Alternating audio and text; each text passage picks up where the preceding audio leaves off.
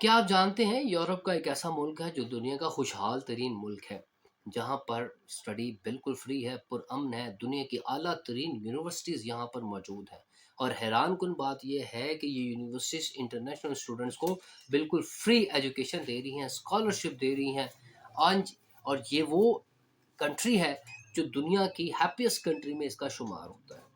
अगर आप इस कंट्री में स्कॉलरशिप सिक्योर कर लेते हैं, तो समझ लीजिए आप एक ऐसी कंट्री में जा रहे हैं जो दुनिया की खुशतरीन यानी हैप्पीएस्ट कंट्री है, जहाँ पर बैचलर, मास्टर्स और पीएचडी के लिए इंटरनेशनल स्टूडेंट्स को स्कॉलरशिप दिया जाता है। जी हाँ, मैं बात कर रहा हूँ फ़िनलैंड की। फ़िनलैंड दुनिया का खुशहाल तरीन मुल्क है। यहाँ पर दुनिया की 5 टॉप यूनिवर्सिटीज़ यहाँ पर मौजूद हैं। अगर आप स्टडी अब्रॉड करना चाहते हैं, तो ये वीडियो आपके लिए इंतहाई अहमियत की हामिल है और ये वीडियो आपके उन ख्वाबों को पूरा कर सकती है, जिसमें ये आप चाहते हैं कि मेरे पैसे भी ना लगें, कम पैसे लगें और मैं स्टडी अब्रॉड भी करना चला जाऊँ और मुझे वहाँ की पीआर भी मिल जाए और मैं अपनी फैमिली के साथ वहाँ पर सेटल हो जाऊँ, तो ये वीडियो आपके लिए बड़ी इंपॉर्टेंट है और गोल्डन अपॉर्च्युनिटी है।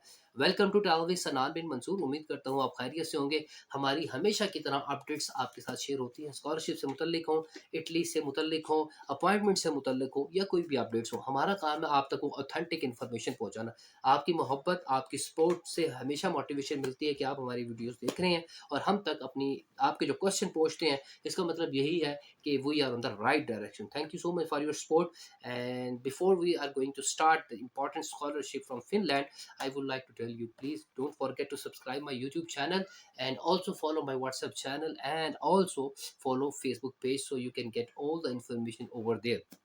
So let's start from the Finland, the happiest country in the world. So ये कौन सा स्कॉलरशिप है जिसको आप आसानी से अवेल करते हैं being a international students? Let me tell you उन स्कॉलरशिप्स के नाम जिसको आप अप्लाई कर सकते हैं। एडमिशंस ओपन हो चुके हैं, आप अप्लाई कर सकते हैं। The first scholarship from the Finland is Finland government scholarship, जिसे फिनिश गवर्नमेंट स्कॉलरशिप पूल कहते हैं। Second, university of Helsinki scholarship. Third one, Alto University Scholarship, and fourth one, Temper University Scholarship, and fifth one is University of Oulu International Scholarship.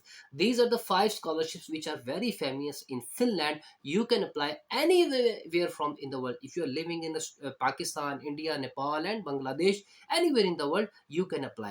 But you have just your education documents, credentials, attested from your concerned department, and then you can apply. आइल्स की requirement optional भी हो सकती है, ज़रूरी भी हो सकती है। इसको हम चेक कर लेते हैं। सबसे पहले बात करने के बाद हम दूसरे नंबर पे हम चलते हैं फ़िनलैंड। फ़िनलैंड के इसमें बेनिफिट्स क्या हैं? आप यहाँ पर स्टडी करके आपको क्या बेनिफिट्स मिल सकते हैं? सबसे पहली बात है कि कुछ स्कॉलरशिप ऐसे हैं जो बिल्कुल कुछ पार्शियली हैं, कुछ फुल्ली हैं, जो आपकी मुकम्मल फ़ीस जो है ना वो माफ़ कर देते हैं। दूसरे नंबर पे है मंथली स्टाइपेंड आपको दिया जाता है, जो तकरीबन 700 से लेकर 800 और 1000 यूरो तक भी हो सकता है। प्रोग्राम टू प्रोग्राम वेरी करता है, जिससे आप अपने एक्सपेंसेस आराम से बियर कर सकते हैं। ठीक है? अच्छा जी। तीसरे नंबर पे रेजिडेंस परमिट आपको मिल जाता है स्टडी के साथ ही, जिससे आपको पार्ट टाइम जॉब करने की परमिशन मिल जाती है। आप आसानी से पार्ट टाइम जॉब कर सकते हैं। ठीक है?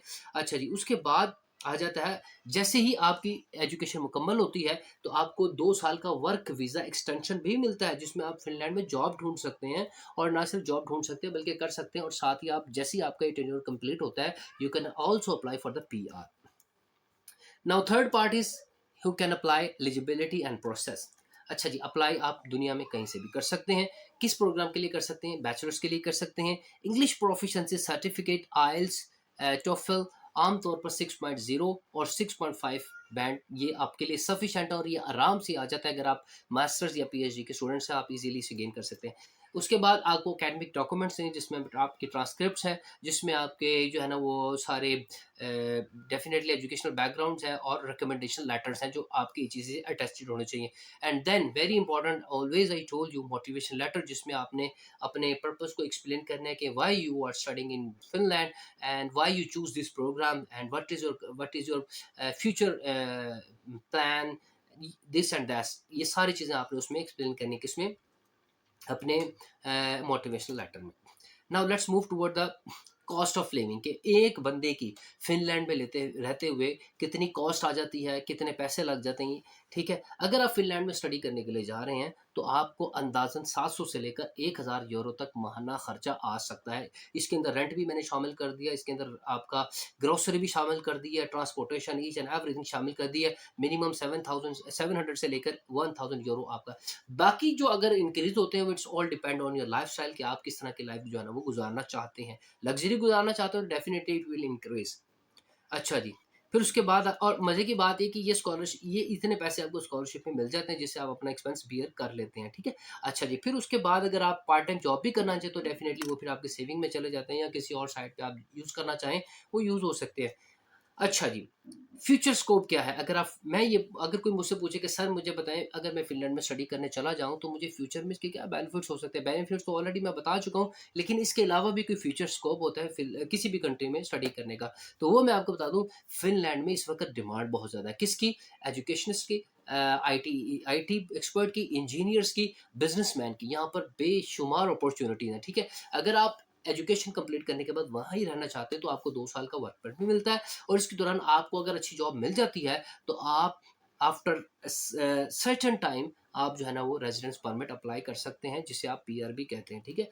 अच्छा जी, अब हम बात कर लेते हैं इसकी कि फ़िनलैंड इसकी नेगेटिव एक साइड की, जिसमें अक्सर लोग जो है ना वो मैं देखिए हर एक चीज़ के ना कुछ प्रोस एंड कॉन्स होते हैं। प्रोस तो मैंने बता दिए, now I am talking about cons. Cons क्या होती हैं? कुछ नुकसानात होते हैं। देखिए फ़िनलैंड एक आर्कटिक कंट्री है, यानी सॉरी नॉर्डिक कंट्री है। यहाँ पर सर्दी बहुत ज़्यादा होती है और हम जैसे लोग जो एशिया से जाते हैं यहाँ पर, तो एशिया से जाने वाले लोगों के लिए सर्दी बर्दाश्त करना it's a very difficult task. तो वहाँ पर जाने के बाद जो है ना वो इश्यूज़ आ सकते हैं कि सर्दी की वजह से लोग जो है ना वो कहते हैं कि यार बहुत ज़्यादा सर्दी है, माइनस में मोस्टली टेम्परेचर रहता है। तो इस सिचुएशन में जो जॉब्स होती हैं वो ज़्यादातर जो है ना वो वर्क फ्रॉम होम भी होती हैं, डिलीवरी की जॉब्स भी बहुत ज़्यादा निकल आती हैं, ठीक है? तो आप इज़िली अर्निंग भी वहाँ पर कर सकते हैं।